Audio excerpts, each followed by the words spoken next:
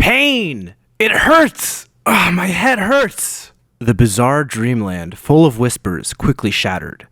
Zhou Mingrui, who was asleep, felt that his head had a painful ache, as if he had been slammed with a pole. No, it was more like a sharp object, piercing through his temple with a stirring action. Stumbling, Zhou Mingrui tried to stand up. He wanted to rub his head and sit up, but he could not even move his hands and feet. It seemed that his body had lost control. Perhaps I haven't really been awake yet. I might still be in my dreams, thinking that I'm awake, but actually I'm sleeping. As someone who is not familiar with such situations, Zhou tried to focus his mind and get rid of the feeling of darkness and constraints.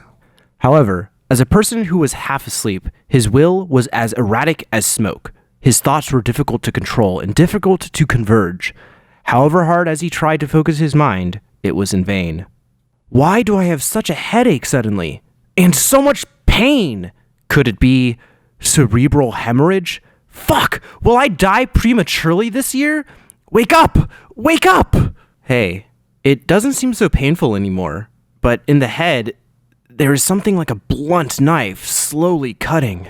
It seems that I can't continue to sleep. How can I go to work tomorrow? Why do I want to go to work? It's a real headache. Of course, take medical leave. Don't be afraid of the manager's mumbling. It doesn't seem that bad now. After all, I've earned a day's off. After a series of tingling sensations, Zhou Mingrui slowly accumulated some illusionary mind power. Finally, he straightened his back and sat up. He managed to open his eyes and completely escaped the half-sleepy state. The line of sight was blurred at first, and it was cast with a faint blush of crimson. Zhou Mingrui saw a wooden desk in front of him. There was an open notebook in the middle. The paper was rough and yellow, and there was a sentence in strange letters. The words were written in dark, eye-catching ink. On the left side of the notebook, there is a neat stack of books by the edge of the table. There were about 7 or 8 books in total.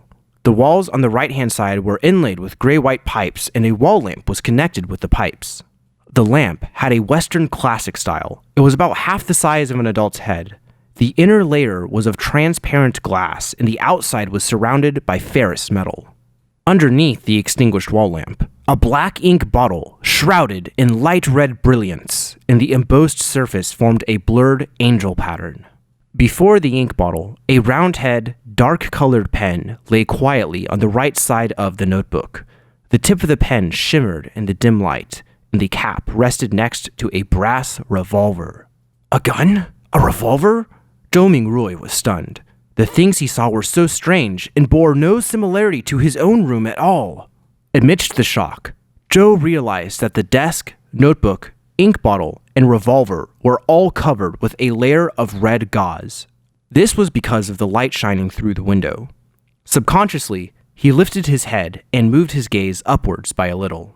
In the middle of the sky, above the black velvet curtain, a crimson full moon glowed serenely.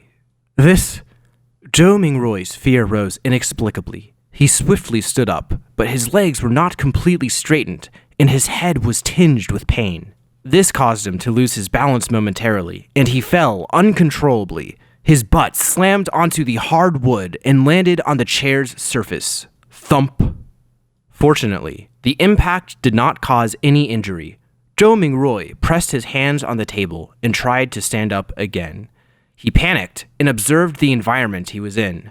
This was a small room with brown doors on the left and right. There was a low wooden bed next to the opposite wall. There was a cupboard between it and the left door, facing outwards with 5 drawers. At the edge of the cabinet, there was a gray-white pipe on the wall at the height of a person. It was connected to a strange mechanical device with a few places exposed by gears and bearings. Near the desk, the right corner of the room was piled up with things like a coal stove, as well as soup pots, iron pots, and other kitchen utensils. Behind the right door was a 2-way mirror with a simple and plain wooden base. After sweeping his eyes, Zhou Mingrui vaguely saw himself in the mirror in his current appearance. Dark hair, brown pupils, linen shirt, thin, average-looking features, slightly deep facial outline. Zhou Mingrui suddenly breathed in deeply. Many helpless and messy speculations emerged in his mind. The revolver, the classical European flavor, and the crimson moon that was very different from the Earth, all pointed to one explanation. Did I transmigrate? Zhou Mingrui's jaws dropped. As someone who had grown up with web novels, he had often fantasized about transmigrating. However, when he actually encountered it, it was difficult to accept. After a few dozen seconds, Zhou Mingrui bitterly muttered to himself, "This is probably Yegong's passion for the dragon." If not for the pain that was still existing in his head and the consciousness that had become sharper and clearer, he would think that he was still dreaming. Calm down. Taking a few deep breaths, Zhou Mingrui tried hard to make himself not flustered. At this moment, with his reconciliation of mind and body, a memory fragment suddenly jumped out and appeared in his mind. Klein Moretti, a citizen of the northern continent, Ruenkiden, Awa County, city of Tengon.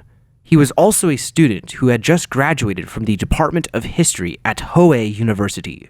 His father was a sergeant of the Royal Army and was sacrificed in a colonial conflict of the southern continent. The pension he received provided Klein with the opportunity to enter a private grammar school and laid the foundation for his admission to university. His mother was a faithful follower of the Goddess of the Night. She passed away in the same year when Klein entered Hoei University. He also had an elder brother and younger sister living together in a 2-bedroom apartment. The family was not rich, and its conditions could even be described as below average.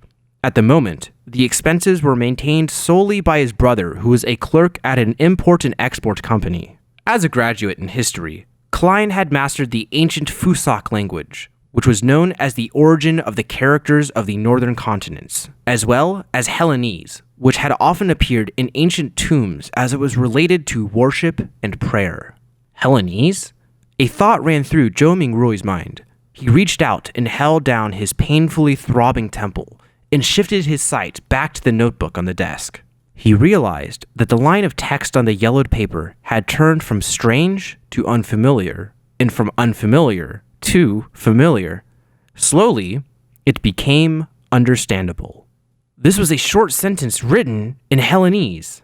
In dark ink, it read, "Everyone will die, including me."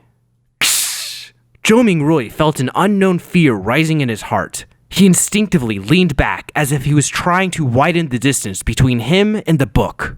As Zhou was very weak, he almost fell and had to hurriedly reach out and press on the edge of the table. He felt an unseen turbulence in the air around him, and he could almost hear whisperings in his ears. It was like the horror stories that old people told him when he was young. Shaking his head as if everything was just an illusion, Zhou Mingrui regained his steadfastness. He shifted his gaze away from his notebook and started panting. At this time, his eyes fell only on the shiny brass revolver, and a doubt came up in his mind. With Klein's household conditions, how could he afford to buy a revolver? Zhou Mingrui could not help frowning. In his deliberation, he suddenly noticed that the edge of the desk had more than half of a red handprint. The color was deeper than the glow of the moon, and it was thicker than the veil. It was a handprint in blood. A blood handprint? Zhou Mingrui subconsciously opened the right hand that was holding the edge of the table. He lowered his head and saw his palms and fingers smeared with blood. At the same time, he felt the tingling pain in his head again. It had weakened slightly, but it was still continuing. "Did I break my head?" Zhou Mingrui muttered as he turned to the cracked mirror. After a few steps, he could see the medium-height, dark brown pupil of his own figure in the mirror.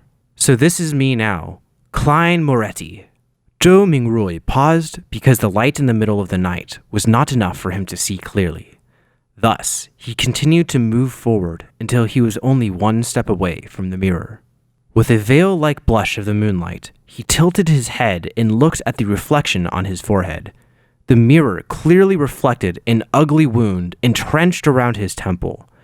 The edges of the wound were burnt, with bloodstains all around it. Through the wound, Zhou could see the gray matter of his own brains slowly trembling. Translator's note: Yegong's passion for the dragon, ostensible fondness of something that one really fears.